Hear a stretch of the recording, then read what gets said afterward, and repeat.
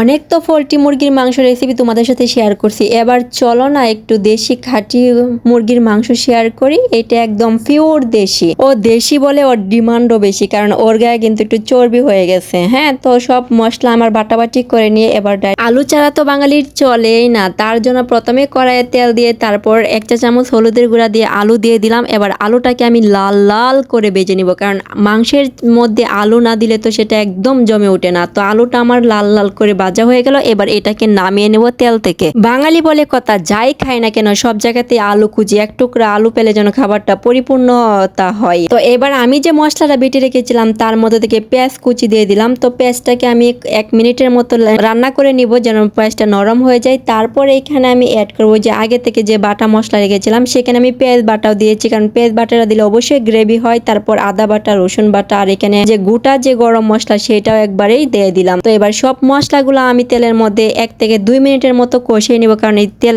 মশলার যে গন্ধটা কাঁচা সেটা যেন একবারেই চলে যায়। গ্রামের বাড়িতে একটা সুবিধা, মানে যখন তোমার দেশি মুরগি খাইতে ইচ্ছা করবে তখনই তুমি সেটা জবাই করে খেতে পারবে, আর এটা কিন্তু শহরের বেলায় পাওয়া যায় না। মানে টাকা হলে অনেক সময় খাঁটি যে দেশি মুরগিটা সেটা কিন্তু একবারই পাবা না। তারপর দেশি মুরগি মানেই জাল জাল করে রান্না করতে হয়, এই জন্য আমি এখানে 3 চামচ মরিচের গুঁড়া দিয়ে দিলাম, তারপর হলুদের গুঁড়া আর স্বাদ মতো লবণ, সবগুলো মশলা এবার দিয়ে এখানে সুন্দর করে সেটাকে কষিয়ে নিব। ও হ্যাঁ, এই দেশি মুরগিটাও কিন্তু আমার শাশুড়ি মা মানে গ্রাম থেকেই পাঠাইছে আমাদের জন্য। মশলা থেকে যখন তেলটা ছেড়ে আসবে তখনই মশলাটা কষানো হয়ে যাবে, আর কি সুন্দরভাবে কষানো হয়ে গেছে সেটা তোমরা ক্যামেরাতেই দেখতে পাচ্ছ। এবার এখানে আমি যে মুরগিটা ছিল সেই মুরগিটা দিয়ে দিব, তারপর এটা সুন্দর করে কষিয়ে নিব। যেহেতু দেশি মুরগি একটু শক্ত হাড় এই জন্য এটাকে বেশি সময় ধরে কষাতে হবে এবং চুলার আঁচটা কমিয়ে দিয়ে। শহরে এসে এটুকু তফাৎ বুঝতে পারলাম যে টাকা থাকা সত্ত্বেও অনেক সময় যে মনের যে খাবারগুলো মন চাইতেছে খাওয়ার জন্য সেটা কিন্তু খাওয়া যায় না, আর গ্রামে কিন্তু সেটা ছিল না একেবারে। আশেপাশে অনেক কিছু পাওয়া যেত, হাতের নাগালে মন চাইলে খাওয়া যেত। তো আমি অফ ক্যামেরায় 2-3 বার এটাকে নাড়িয়ে দিয়েছি, কারণ এটা তলানি যেত না লেগে যায়। তো গ্রেভিটা অনেকটা কমে আসছে, এই কারণ